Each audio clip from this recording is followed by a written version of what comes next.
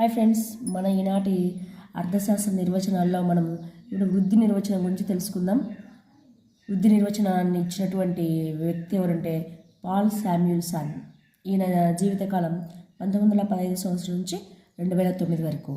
ఈయన ఏ దేశానికి చెందిన వ్యక్తి అంటే అమెరికా దేశానికి చెందినటువంటి ఆర్థికవేత్త. అంతేకాకుండా ఈయన నోబెల్ బహుమతి గ్రహీత. ఈయన 1970 సంవత్సరంలో నోబెల్ బహుమతి లభించింది అని చెప్పవచ్చు. ఈ నిర్వచనంలో కాలం అనే మూలకం, చలన గుణం ఇమిడి ఉన్నాయి. ఈ నిర్వచనం మనకి ఇమిడి ఉన్నవి ఏవంటే కాలం, చలన గుణం అని చెప్పచ్చు. అందుకే ఇది వృద్ధి సంబంధిత అర్థశాస్త్ర నిర్వచనంగా పిలువబడుతుంది. శామ్యూల్సన్ నిర్వచనం ప్రకారం వర్తమాన భవిష్యత్ వినియోగానికి గాను ప్రత్యామ్నాయ ప్రయోజనాలున్న పరిమిత ఉత్పాదక వనరులతో ద్రవ్యాన్ని ఉపయోగించి కానీ ఉపయోగించకుండా కానీ వివిధ వస్తువులను ఉత్పత్తి చేసి వీటిని వివిధ వ్యక్తులకు, సమూహాలకు పంపిణీ చేయడంలో ప్రజలు, సమాజం ఏ విధంగా ఎంపిక చేస్తారో అధ్యయనం చేసేదే అర్థశాస్త్రం అని మనకు నిర్వచించిన వ్యక్తి ఎవరంటే పాల్ శామ్యూల్సన్. ఈయన తన నిర్వచనంలో పేర్కొన్నటువంటి ప్రధాన అంశాలు ఏంటంటే వర్తమాన భవిష్యత్తు, వర్తమానానికి ప్లస్ భవిష్యత్తు వినియోగానికి ఉపయోగించుకోవడానికి ప్రత్యామ్నాయ ప్రయోజనాలు ఉన్నటువంటి, అంటే ఒక వస్తువుకు రకరకాల ప్రయోజనాలు ఉండడం. ఈ ప్రత్యామ్నాయ ప్రయోజనాలు ఉన్న పరిమిత ఉత్పాదక వనరులతో, ముందే చెప్పుకున్నాం కదండి, మనకు ఉన్నటువంటి వనరులు ఎలాంటివంటే పరిమితంగా ఉన్నాయి. ఈ వనరులతో ద్రవ్యాన్ని ఉపయోగించైనా ద్రవ్యాన్ని ఉపయోగించకుండానైనా వివిధ వస్తువులను ఉత్పత్తి చేసి వీటిని ఏం చేస్తారంటే వ్యక్తులకు, సమూహాలకు పంపిణీ చేయడంలో ప్రజలు సమాజం ఏ విధంగా ఎంపిక చేస్తారు. మనం సమస్య ఉంది అని చెప్పుకున్నాం కదండి. ఈ ఎంపిక సమస్య మనకి ఎందుకు వచ్చిందంటే పరిమిత వనరుల వల్ల ఎంపిక సమస్య వచ్చింది. సో ప్రజలు, సమాజం ఏ విధంగా ఎంపిక చేస్తారో అధ్యయనం చేసే మనకు అర్థశాస్త్రం అని వివరించిన వ్యక్తి పాల్ శామ్యూల్సన్. ఈయన మెరుగైన వనరుల కేటాయింపు పద్ధతుల వల్ల ఉండే లాభాలను ఇది విశ్లేషిస్తుంది. సరే, మన ఈ వృద్ధి నిర్వచనంలో ఉన్న ముఖ్యాంశాలను చెప్పుకుందామండి.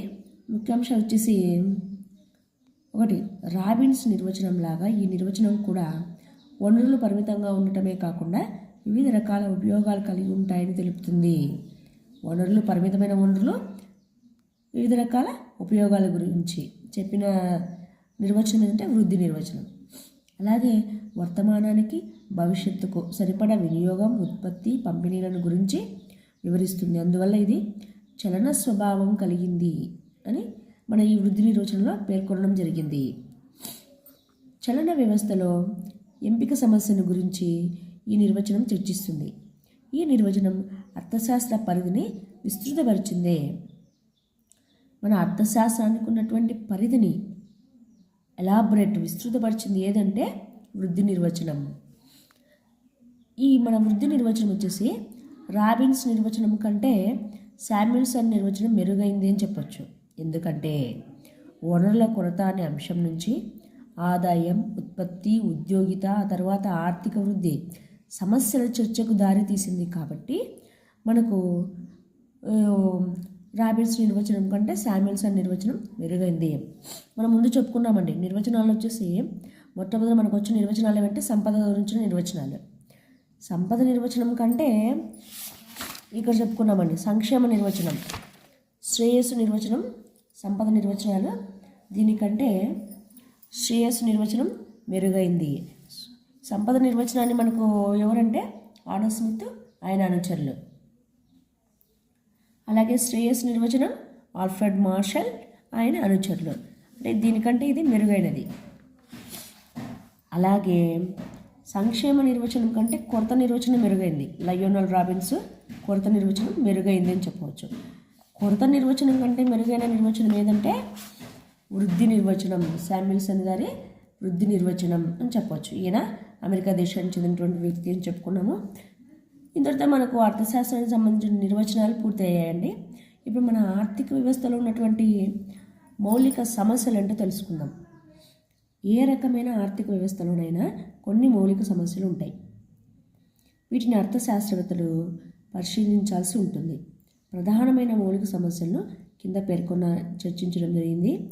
ఇవి పరస్పర సంబంధాన్ని కలిగి ఉండి పరస్పరం ఆధారపడి ఉంటాయి. అంటే ఒకదానిపై ఒకటి ఆధారపడి ఉంటాయంట అండి. సరే, ఆ మౌలిక సమస్యలు ఏంటో చూద్దాము.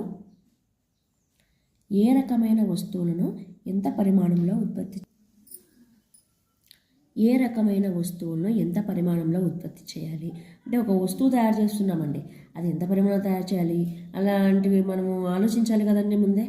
సో ఇంకా ఈ వస్తువులను ఏ విధంగా ఉత్పత్తి చేయాలి, అంటే వస్తువును ఏ రకంగా చేయాలి, ఏమి ఉపయోగించి తయారు చేయాలి అనేది సమస్యలు ఉంటాయి కదండి. అలా ఇంకా మన నెక్స్ట్ పాయింట్, ఈ వస్తు సేవలను ఎవరి కోసం ఉత్పత్తి చేయాలి? ఉత్పాదక వనరులను ఎంత సమర్థవంతంగా ఉపయోగించుతున్నాము? అందుబాటులో ఉన్న వనరులన్నీ పూర్తిగా ఉపయోగించబడుతున్నాయా? ఒక కాల వ్యవధిలో ఆర్థిక వ్యవస్థ వృద్ధి చెందుతుందా లేదా స్థిరంగా ఉందా? ఇవన్నీ మనకు మౌలిక సమస్యలండి. దీని గురించినటువంటి వివరణ తీసుకున్నాం. ఇంకా వస్తువుల ఎంపిక, పరిమాణాలు. వస్తువులను ఎలా ఎంపిక చేసుకోవాలి? ఎన్నో రకాల బోల్డని వస్తువులు ఉంటాయండి. ఆ వస్తువులు ఏ వస్తువు తయారు చేయాలా, మనం ఎంత పరిమాణంలో అంటే ఎంత సైజులో తయారు చేయాలా చూద్దాం. వస్తువులు చాలా రకాలు ఉంటాయండి. మనకు అవసర వస్తువులు ఉంటాయి, అనవసర వస్తువులు ఉంటాయి. కానీ మనం ఏ వస్తువులను ఎంపిక ప్రకారం తీసుకుంటే అవసరమైన వస్తువులనే తయారు చేయాల్సి ఉంటుంది. ఇంకా విలాస వస్తువులుగా, అలాగే వినియోగ వస్తువులు, మూలధన వస్తువులుగా వస్తువులను వర్గీకరించవచ్చు.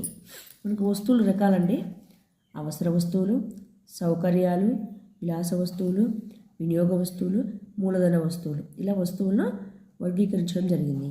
అలాగే ఒక నిర్ణీత కాలంలో అన్ని వస్తువులను ఉత్పత్తి చేయడానికి అందుబాటులో ఉన్నటువంటి వనరులు సరిపోవు.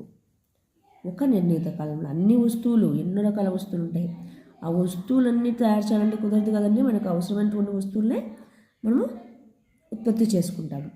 అందుకే ఏ రకమైన వస్తువులను ఉత్పత్తి చేయాలనేది సమస్య. ఏ రకం వస్తువులను ఉత్పత్తి చేయాలో నిర్ణయించిన తర్వాత వీటిని ఏ పరిమాణంలో ఉత్పత్తి చేయాలో నిర్ణయించాలి. మొట్టమొదట ఏ రకం వస్తువులు ఉత్పత్తి చేయాలని మనం డిసైడ్ కావాలి. తర్వాత అవి ఎంత సైజులో తయారు చేయాలనేది మనం ఆలోచించుకోవాలి. అదేవిధంగా ఒకవేళ మనం డిమాండ్ కంటే అధికంగా వస్తువులను ఉత్పత్తి చేస్తే ధరలు తగ్గుతాయి. మనకున్నటువంటి డిమాండ్ కంటే కూడా వస్తువులు అధికంగా ఉత్పత్తి చేయకూడదండి. అలా చేస్తే ఏమవుతుందంటే ఆ వస్తువుల యొక్క ధరలు తగ్గుతాయి. అదే డిమాండ్ కంటే తక్కువ పరిమాణంలో వస్తు ఉత్పత్తి జరిగితే ధరలు పెరుగుతాయి. ఇది మన అర్థశాస్త్రం యొక్క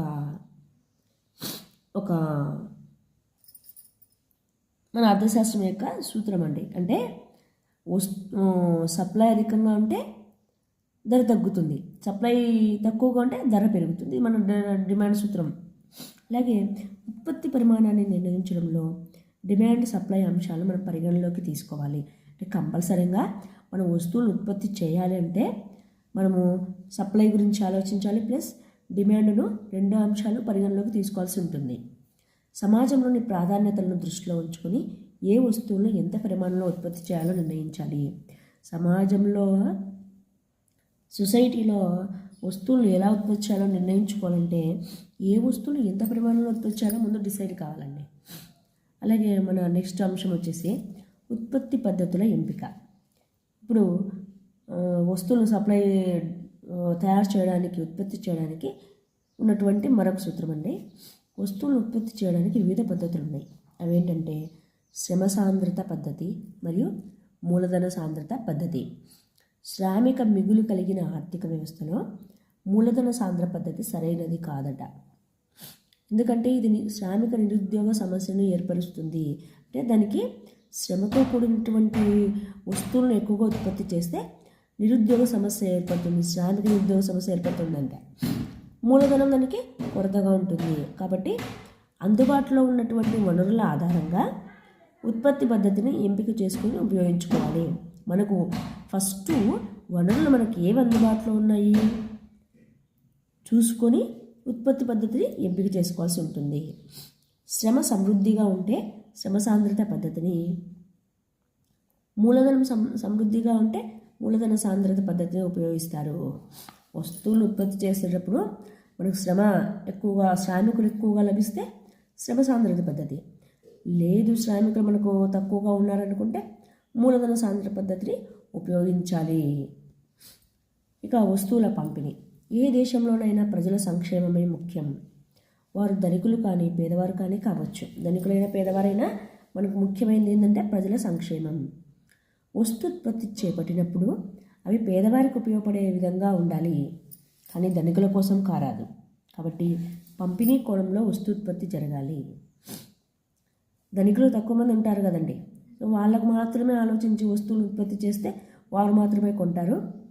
మనకు ఉత్పత్తి మన దగ్గర అలాగే నిలిచిపోయి ఉంటుంది. అలా కాకుండా పేదవారికి కూడా ఉపయోగపడే విధంగా ఉంటే సమాజంలో ఉన్నటువంటి ధనికులు పేదవారు అందరూ ఆ వస్తువులను కొంటారు.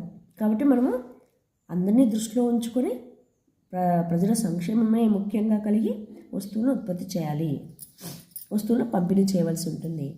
ఇక అభిలషణీయ రీతిలో వనరుల ఉపయోగం అంటే వనరుల కొరత ప్రధాన సమస్య. మనకున్నటువంటి ప్రధాన సమస్య ఏంటంటే వనరుల కొరత. ఇది ప్రధాన సమస్య అయినప్పటికీ సమర్థవంతమైన వనరుల ఉపయోగం అవసరం. అంటే వనరులు ఉపయోగించుకోవడంలో మనం సమర్థత కలిగి ఉండాలి. అదే కాకుండా కొరతగా ఉన్న వనరులు కొరతగా ఉన్నాయి కదండి, కొరతగా ఉన్న వనరుల అల్ప వినియోగం కూడా ఒక సమస్య. కొరతగా ఉన్నటువంటి వనరులను విపరీతంగా ఉపయోగించి ఒక వస్తు ఉత్పత్తికే ఉపయోగించరాదండి.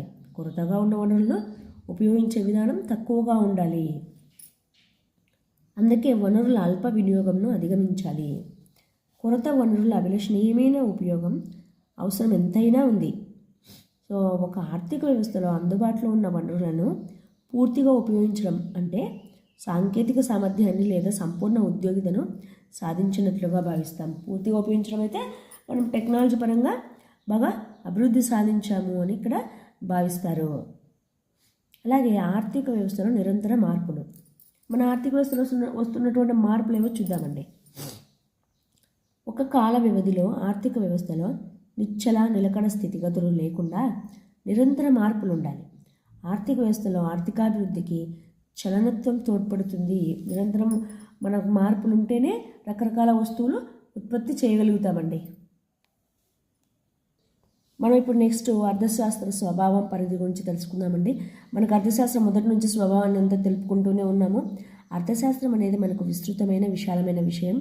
పరిధి విషయ సంబంధిత అంశాలను స్వభావం తెలుసుకోవాలంటే మనం ఏం చేయాలంటే సంప్రదాయవాదుల నుంచి ఆధునిక ఆర్థికవేత్తల వరకు వారి అభిప్రాయాలు మనము గమనించవలసి ఉంటుంది. టుర్గాట్ క్విజ్నే అనే సామాజిక శాస్త్రవేత్తల అభిప్రాయం ప్రకారం ఆర్థిక కార్యకలాపాలన్నీ మానవుని కోరికలు సంతృప్తిపరచడానికే. వారి ఉద్దేశంలో ఆర్థిక కార్యకలాపాల ప్రాథమిక సూత్రం ఏమంటే పరిమిత సాధనాలతో గరిష్ట ప్రయోజనాన్ని పొందడం అని వీరు ఈ సామాజిక శాస్త్రవేత్తలు తెలపడం జరిగింది. దీనిని వారు ఆర్థిక లక్ష్యంగా పేర్కొన్నారు. దీని ఆశయం మానవుని కోరికలను తృప్తిపరచడమే. మనం గమనించినట్లయితే సమాజంలో ఆర్థిక కార్యకలాపాల ద్రవ్యం ప్రధాన పాత్ర ఉందండి. ప్రాధాన్యత ఎంతో ఉంది. మానవుని కార్యకలాపాల ద్రవ్య పాత్ర అనేది అర్థశాస్త్ర అధ్యయనంలో ఒక ముఖ్య భాగమైంది. అయినప్పటికీ అర్థశాస్త్రం అనేది వర్తక కార్యకలాపాలకే పరిమితమా లేక ద్రవ్య సంబంధమైనదా అనే దానికి మనకి ఇప్పటికీ స్పష్టత లేదు. మన అర్థశాస్త్ర పితామహుడు అంటే ఆడమ్ స్మిత్. ఈయన రచనల్లో ప్రఖ్యాతిగాంచినది ఏదంటే జాతుల సంపద అనే పుస్తకం. మనకి ఇక్కడ బిట్టు రావచ్చండి. ఆడమ్ స్మిత్ ప్రఖ్యాతిగాంచినటువంటి పుస్తకం ఏదంటే జాతుల సంపద. దీని ద్వారానే మనకు అర్థశాస్త్రానికి ఒక రూపం వచ్చింది అని చెప్పవచ్చు. ఇక ఆడమ్ స్మిత్ నుంచి పిగు వరకు ఎక్కువ మంది ఆర్థికవేత్తలు ఆలోచన పరులు ఉన్నారు. వీళ్ళందరూ భౌతిక శ్రేయస్సు గల కారణాలను అధ్యయనం చేయడం లేదా సంపద శాస్త్రం అనేది అర్థశాస్త్రం విషయం అని ఇక నిర్వచించడం జరిగింది. ఇక మార్షల్ గురించి మనము శ్రేయస్సు నిర్వచన పేర్కొన్నామండి. ఇక మనము సంప్రదాయ ఆర్థిక సిద్ధాంతం ప్రకారం అర్థశాస్త్రాన్ని వివిధ విభాగాలుగా పేర్కొన్నారు. అవి ఏంటంటే వినియోగం, ఉత్పత్తి, వినిమయం, పంపిణీ, ఆదాయం, ఉద్యోగిత, ప్రణాళిక, ఆర్థికాభివృద్ధి. మనం ఇంతకుముందు చెప్పుకున్నటువంటి నిర్వచనాల్లో ఉన్నాయి కదండి, ఈ అంశాలన్నీ ఉన్నాయి. ఇక అదే ఆధునిక ఆర్థిక సిద్ధాంతం ప్రకారం అర్థశాస్త్రాన్ని 2 విభాగాలుగా కూడా పేర్కొనవచ్చు. అవి ఏంటంటే సూక్ష్మ అర్థశాస్త్రం, స్థూల అర్థశాస్త్రం. ఇక దీనికి సంబంధించిన అంశాలండి. వినియోగం ఏం లేదు, సింపుల్గా ప్రస్తుత కోరికలను సంతృప్తి పరచడం కోసం అంతిమ వస్తు సేవలను ఉపయోగించడమే వినియోగం అవుతుందండి. ఇక ఉత్పత్తి. అర్థశాస్త్రం ఉత్పత్తి అంటే ముడిసరుకులకు రూప ప్రయోజనం, స్థాన ప్రయోజనం, కాల ప్రయోజనాన్ని కల్పించి అంతిమ వస్తువులుగా మార్చే ప్రక్రియను ఉత్పత్తిగా చెప్పొచ్చు. అంటే ఒక వస్తువును ఉత్పత్తి చేయడం అండి, అంతే. వినిమయం ద్వారా ఇతరుల కోరికలను సంతృప్తిపరచడానికి ఉద్దేశించిన కార్యకలాపాలని ఉత్పత్తి అని మనం పేర్కొన్న వ్యక్తి ఎవరంటే జాన్ హిగ్స్. ఇక ఉత్పత్తిలో పాల్గొనే కారకాలను ఉత్పత్తి కారకాలు అంటారు. అవి ఏంటంటే భూమి, శ్రమ, మూలధనం, వ్యవస్థాపన. ఇక వినిమయం, ద్రవ్యం అమల్లో లేనప్పుడు వస్తు మార్పిడి పద్ధతిలో వస్తువులతో మార్పిడి చేయడం. మనం ముందు కాలంలో చెప్పుకున్నాం కదండి, ఎక్స్చేంజ్, బాటర్ సిస్టమ్. ద్రవ్యం అమల్లోకి వచ్చిన పిదప ఏం జరిగిందంటే ప్రతి వస్తువు విలువను ద్రవ్య రూపంలో చెప్పడం, వస్తువును ద్రవ్యానికి మార్పిడి చేయడం వల్ల వినిమయం ఎక్స్చేంజ్ అనేది చాలా సులభమైపోయింది. నెక్స్ట్ పంపిణీ. అర్థశాస్త్రంలో పంపిణీ అనేది మరొక ముఖ్యమైన అంశం అండి. ప్రతి ఉత్పత్తి కారకం దాని ప్రతిఫలాన్ని పొందుతుంది. ఉత్పత్తి కారకాల ధరలను నిర్ణయించడానికి వివిధ రకాల సిద్ధాంతాలు కూడా మనకు అమల్లో ఉన్నాయి. మనకు ఈ పంపిణీ ఏం తెలుపుతుందంటే ఉత్పత్తిలో పాల్గొన్న ఉత్పత్తి కారకాల మధ్య వస్తువులు, సేవలు ఏ విధంగా పంపిణీ చేయబడతాయో తెలిపేదే మనకి ఇక్కడ పంపిణీ. నెక్స్ట్ ఆదాయం అనే అంశం. ఇందులో ఏం లేదండి, సింపుల్గా ఉంది. జాతీయ ఆదాయ వివిధ భావనలు, జాతీయ ఆదాయ మదింపు పద్ధతులను స్థూల అర్థశాస్త్రంలో దీని ద్వారా చర్చిస్తారు. ఆర్థిక వృద్ధి, ఆర్థికాభివృద్ధి విశ్లేషణలో మనకి ఈ అంశాలు స్థూల అర్థశాస్త్రంలో భాగమవుతాయి. ఉద్యోగిత, ఇందులో మనకు ఎంప్లాయ్మెంట్, ఇందులో ఇవన్నీ ముందు నుంచి చెప్పుకుంటూ వస్తున్నటువంటి విషయాలు ఏంటండి. అందుకే లైట్గా మనకి ఇంపార్టెంట్ విషయం మాత్రం చెప్పుకుంటూ వెళ్దాము. ఆర్థిక వ్యవస్థలో వినియోగ వస్తువుల, పెట్టుబడి వస్తువుల డిమాండ్ మీద ఉద్యోగిత స్థాయి మనకు ఆధారపడి ఉంటుంది. సంపూర్ణ ఉద్యోగిత అంటే అమల్లో ఉన్న వేతన స్థాయి వద్ద ఎవరైతే అర్హత కలిగి ఉండి పని చేయడానికి ఇష్టపడతారో వారందరికీ పని కల్పించడమే మనకు సంపూర్ణ ఉద్యోగిత, అంటే పూర్తిగా ఉద్యోగం లభించడం అని చెప్పొచ్చు. ఇక ప్రణాళిక, ఆర్థిక అభివృద్ధి. ఇది వచ్చేసి ఆర్థిక ప్రణాళిక అంటే ఒక నిర్ణీత కాల వ్యవధిలో ముందు నిర్ణయించుకున్న వివిధ లక్ష్యాలను క్రమ పద్ధతిలో సాధించడం. ఇదే మనకు ప్రణాళిక, ఆర్థిక అభివృద్ధి అంటే ఒక పనిని చేయడానికి ఒక ప్లాన్ చేసుకోవడం, ప్రణాళిక చేసుకోవడం, దాన్ని అమలుపరచడం. సూక్ష్మ అర్థశాస్త్రం వ్యక్తుల, చిన్న సముదాయాల, వైయక్తిక యూనిట్ల ఆర్థిక చర్యలను, ప్రవర్తనను తెలుపుతుందండి. సూక్ష్మ అర్థశాస్త్రం ఆర్థిక వ్యవస్థలో వినియోగదారులు, ఉత్పత్తిదారుల మధ్య సమర్థవంతంగా వనరులు కేటాయించబడినవా లేదా అనే అంశాలను మనకు పరిశీలించేది ఏంటంటే సూక్ష్మ అర్థశాస్త్రం. సూక్ష్మ అర్థశాస్త్ర పరిధి ఉత్పత్తుల ధరలు, ఉత్పత్తి కారకాల ధరలు, ఆర్థిక సంక్షేమ సిద్ధాంతానికి సంబంధించిందే సూక్ష్మ అర్థశాస్త్రం. ఇక స్థూల అర్థశాస్త్రం అనేది సాధారణ ధరల స్థాయిని, అందులోని హెచ్చుతగ్గులను పరిశీలిస్తుంది, కానీ వస్తు సేవల సాపేక్ష ధరలను గురించి కాదు. మనకి ఇక్కడ బిట్టు రావచ్చండి.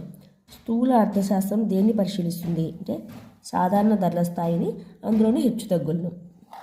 ఇక స్థూల అర్థశాస్త్రం సమిష్టి అంశాలైన జాతీయ ఆదాయం, మొత్తం వినియోగం, మొత్తం పొదుపులు, ఉద్యోగితుల గురించి అధ్యయనం చేస్తుంది. సింపుల్ పాయింట్స్ అండి ఇవన్నీ.